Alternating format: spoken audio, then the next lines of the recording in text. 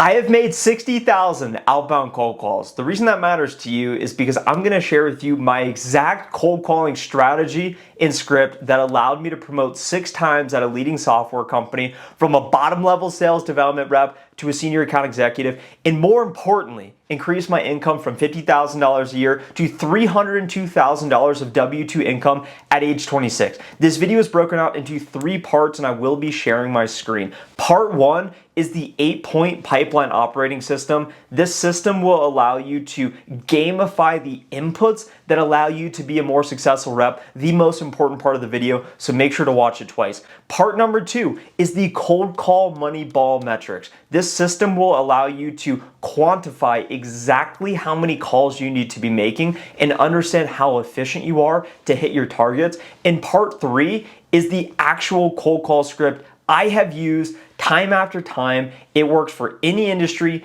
any product, any rep. It's a PDF. I'll be walking through line by line exactly what to say. If you're interested in more sales content like this, subscribe to the channel now and let's get started. My hope is that by the end of watching this video, you feel more confident to pick up the phone and conquer it today. You know exactly what to say, you know exactly who to call, you know exactly when to call them, and you are going to blow up your pipeline numbers so that you can make more money, promote sooner, and find more success to get more of what you want out of life. No rep that has ever used this consistently day to day has ever missed quota. The beautiful thing about sales is that the result is binary. Either you hit quota or you failed to reach quota. It's black or white, yes or no. So every day you go into the office and leave the office, every day you open your laptop working remote and close it, how can you quantify, have I won the day? Yes, no. Because these tiny wins day to day will add up to successful weeks, successful months, successful quarters,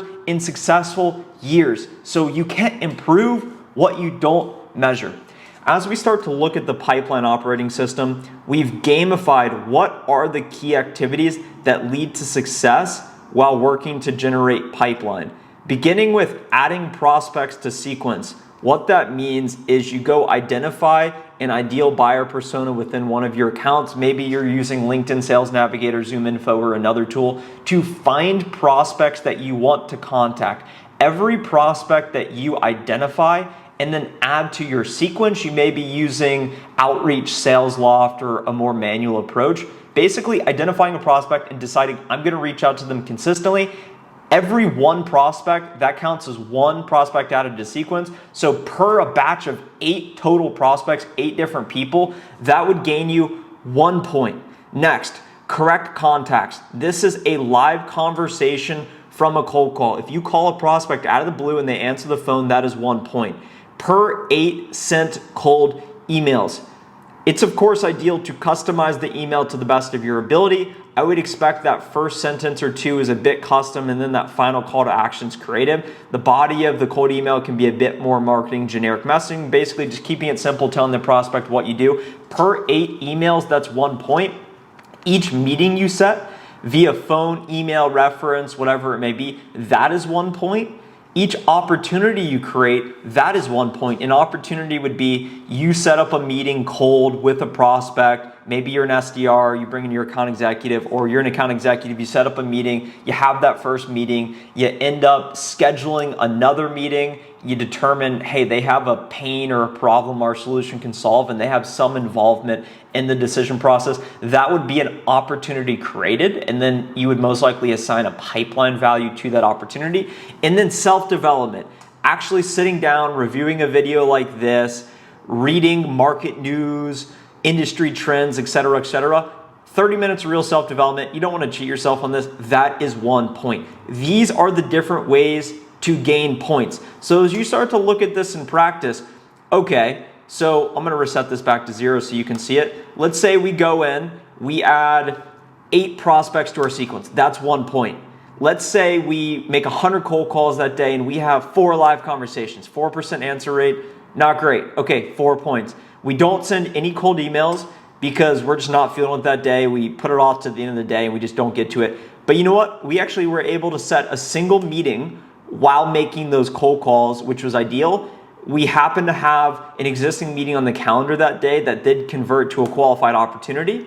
And then we did, in fact, take some time during lunch to listen to an interview of a sales leader so that we did some self-development. Boom, green, we won the day. The goal is 8 points a day. You know exactly what activities it takes to gain points. So you can start to look at this and say, you know what, I don't want to do any prospecting today. I actually don't want to hit the phones either, but I'm going to have a big email day. I'm going to send, let's say I'm going to send 24 emails. So that would be about 3 points. We set 2 meetings from that. No opportunities created. Okay, we're in the hole. Let's do some serious self-development. I wouldn't recommend more than 1 30-minute block, but let's just say we do 2 hours of self-development. Boom. We get 8 points again. And keep in mind, we can go above 8 points. The goal is more than 8 points. And if you don't get 8 points, you failed to win the day, and therefore you're in the red and you want to keep in the red. So what you do is you start tracking this every single day, and then you can start to do, well, what is my average at the end of the week? And you can start to quantify, am I putting in the required level of activity to be successful in my sales job? The cold call Moneyball metrics allow you to track your top of funnel calling efficiency. The reason why it's important to look under the hood and be aware of these numbers is because you can start to dial back your call volume, so put less time into making calls but still have a greater output as it relates to setting meetings, booking demos, generating pipeline, whatever you are incentivized on. As an SDR, I needed to hit at least 3 of these 4 metrics in order to promote. So I'm very aware of the benchmarks about what the numbers should be and how to track them. There are 4 cold call Moneyball metrics: answer rate, set rate, show rate, conversion rate. Answer rate is of the amount of calls you make, what percentage of prospects actually answer your cold call. Set rate is of those live conversations you have via cold call, what percentage of meetings are set from those conversations. Of those set meetings you have based on the live cold calls, what percentage of those meetings actually happen and the prospect shows up to the Zoom meeting or however you set up the meetings. Conversion rate is of those completed meetings, what percentage of those meetings convert into what we call a qualified opportunity, meaning your account executive or yourself, whoever's running the meeting, decides to set up an additional meeting with that prospect because we've determined they have some sort of problem that our solution can solve and they have some role or influence in the decision-making process. As we look at these 4 cold call Moneyball metrics, the benchmark based on my company standard and what I've observed based on making over 60,000 outbound cold calls, a great answer rate is 8%, a great set rate is 15%, a great show rate is about 70%, and a great conversion rate is about 90%. These metrics can slightly vary based on the type of product you're selling or the type of sales cycle. For example, if you're selling enterprise B2B software, the metrics are going to be a lot different than if you're selling B2C, business to consumer, lower ticket, or it's going to be really highly transactional, and it's just the sales cycle is going to look a lot different than a larger B2B sales cycle. So be aware of that. As we look at an actual example here, let's say you make 1,000 cold calls a month, and this is the variable that you can start to play with, because if you want to be more successful, you can simply put in more volume and say, well, I'm going to make 1,000 more calls. Let's do 2,000 this month. But eventually there becomes a constraint on your time. So you want to understand what specific skill, what specific cold call Moneyball metric am I not performing well at that I can figure out how to increase over time, seeking out specialized information, how to maybe increase show rate, or what do I say on the phone to improve my script to increase the set rate. More on that to come. If we make 1,000 cold calls in a month with an 8% answer rate, that's going to result in 80 live conversations. If we have a 15% set rate, 15% of 80 conversations is going to be 12 set meetings. If we set 12 meetings with a 70% show rate, we're only going to have about 8.4 completed meetings. And then with a 90% conversion rate of those 8.4 completed meetings, we will actually convert 7.56 qualified opportunities. So this is looking at your incentive as qualifying opportunities. So setting up a meeting and that meeting progressing to a demo, discovery, whatever that next step is in your sales process. You could also look at this with pipeline as your input, or however you want to track it. But I would say qualified opportunities is just an oversimplified way of doing it. So we can look at this and then we could start to say, well, if we make 2,000 calls, what actually happens to the metrics. So how do you actually become more successful? You can increase your volume, or you can figure out, well, hey, can we get a 10% answer rate here? Can we get a 20% answer rate here? What's that actually gonna do to the formula? And I know it's not set up like this, but you can make a copy of this chart and figure out, well, hey, I don't need to make more calls because I'm just gonna increase my set rate to 20%, whatever it may be, and then that's gonna result in a better outcome in the form of qualified opportunities that you're looking for. Best practice tips to increase your cold call Moneyball metrics, beginning with answer rate. If you would agree that the early morning and the late afternoon is the best time to cold call because executives may not be in meetings and may not be as busy with other tasks, that would give you 10 cold calling blocks throughout the course of a 5-day business week, morning, afternoon, 5 business days, 10 cold calling blocks. If you don't call on, let's say, Friday afternoon because you're not feeling like it, you lose out on 10% of your total output capacity. And if you don't call, let's say Monday morning because, hey, a little hungover from the weekend, not feeling it, that's another 10%. So right off the bat, you've missed 2 cold calling blocks. That means you're only at 80% of your total output capacity. You don't need to be more talented than anyone else if you just show up and decide to simply cold call every morning and every afternoon. And I would recommend utilizing any sales tools at your disposal, such as LinkedIn Sales Navigator, Zoom Info, to verify the prospects you're calling are actually still employed and at the company, because there's no bigger way to waste time than calling folks that may be retired or not actually still at the companies. Ways to increase show rate: always send an email reminder the day before, best case, but the day of, if you weren't able to get to it, to the prospect, just saying, hey, we got a meeting at this time, looking forward to chatting with you. Here's the agenda, and here's an article to really shape our conversation that I think you'll find useful. And then if you do this, it will get the prospect excited, so they're more willing and able to show up. A few tips to increase your conversion rates: make sure that you're actually speaking with the right folks. So for example, if your buyer persona is in marketing, you don't want to speak with some low-level manager intern that just started in product, that kind of has some marketing roles that may not actually stand to benefit from your solution. So make sure you're speaking with the right folks and the right level of folks.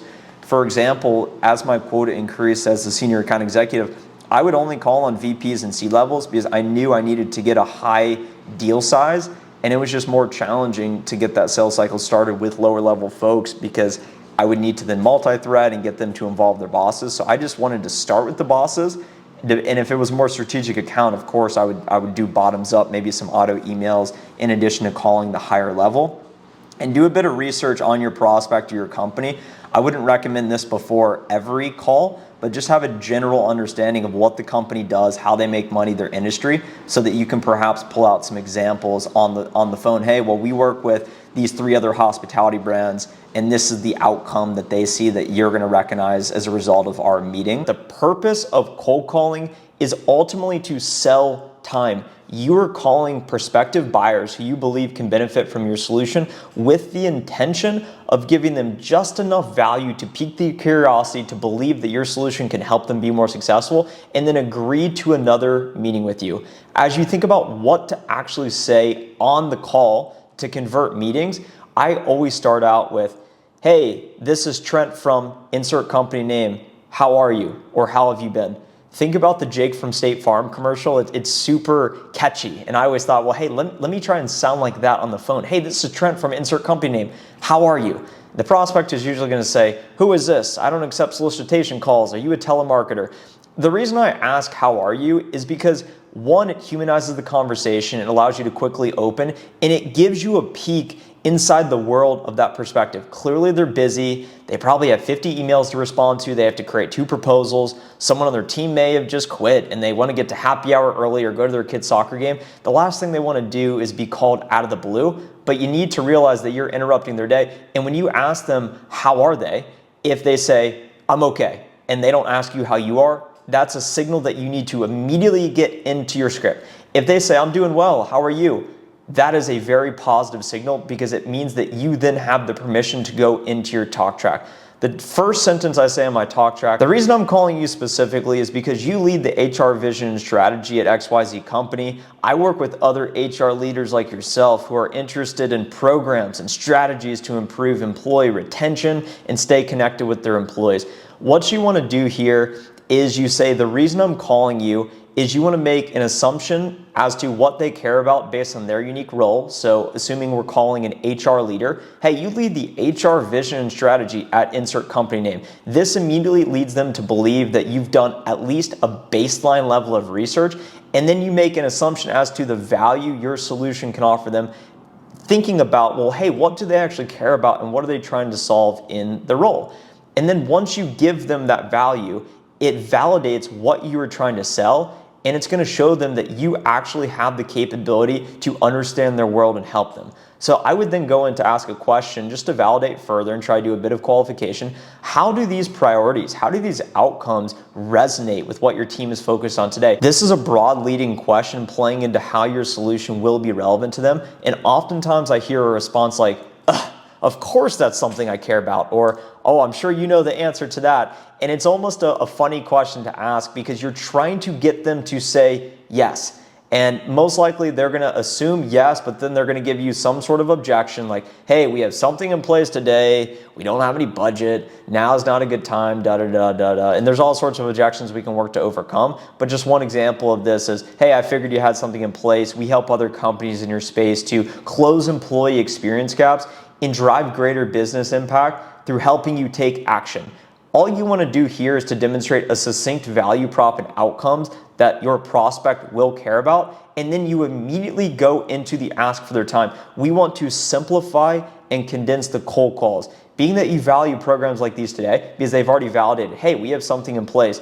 Are you interested in setting up a brief intro call to discuss how we could deliver incremental value to your efforts today? By the end of our call, you will either feel all the more confident in your existing partner, or you will feel absolute certainty and conviction that our team could bring additional value to your team. And at that point, they'll either agree to your meeting or give you another objection.